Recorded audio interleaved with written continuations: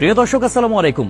হাসিনা আর যাই করুক, দেশের জন্য অনেক কাজ করেছে বলা পাবলিক গুলার জন্য একটা তথ্য জানিয়ে দিই, একটু ভালো করে শুনবেন। বাংলাদেশের বর্তমান ঋণ কত জানেন? 99.3 বিলিয়ন মার্কিন ডলার। আই রিপিট, 99.3 বিলিয়ন মার্কিন ডলার। আর গত বছরে পাচার হয়েছে কত জানেন?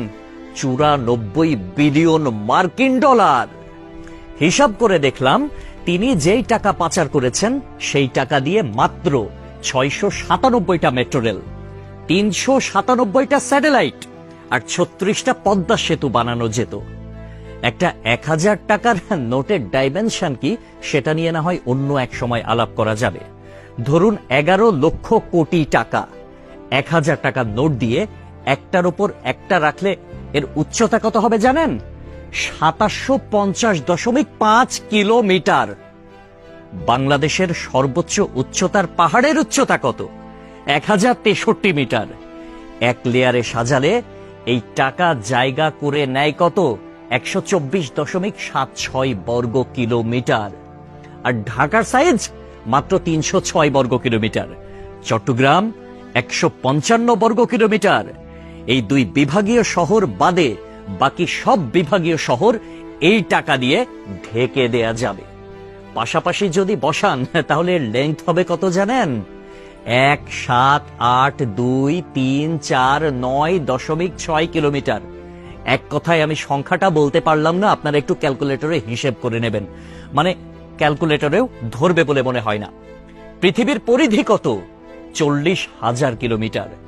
এই টাকা পাশাপাশি বসিয়ে পৃথিবীর পুরোটা 44.5 বার রাউন্ড দেয়া যাবে, মানে ঘোরা যাবে। কেউ যদি হাসিনার উন্নতির হিসাব দিতে আসে, তাহলে তাকে হাতে কলমে এই হিসাবটা বুঝিয়ে দেওয়া আপনার, আমার, আমাদের সকলের দায়িত্ব। মেট্রো রেল বন্ধ হয়ে গিয়েছে দুর্বৃত্তের হামলায়। এটা ঠিক করতে 1 বছর সময় লেগে যেতে পারে, ন্যূনতম, মানে কমপক্ষে 1 বছর সময় লাগবে এটা বলা হয়েছিল। এটা ঠিক করতে বাজেট ধরা হয়েছিল 300 কোটি টাকা। অথচ 2টা স্টেশন বাদ দিয়ে খুব সহজেই মেট্রো রেল চালু করা যেত, কিন্তু সেটা করেন নাই তার সঙ্গপাঙ্গরা।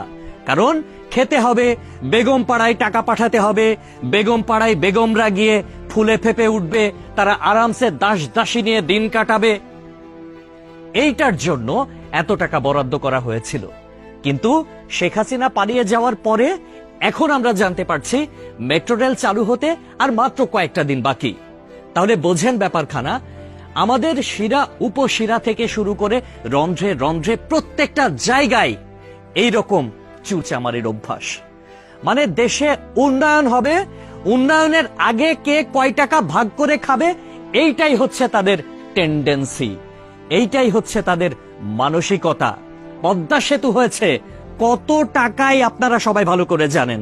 মেট্রো রেল হয়েছে কত টাকায় আপনারা সবাই জানেন।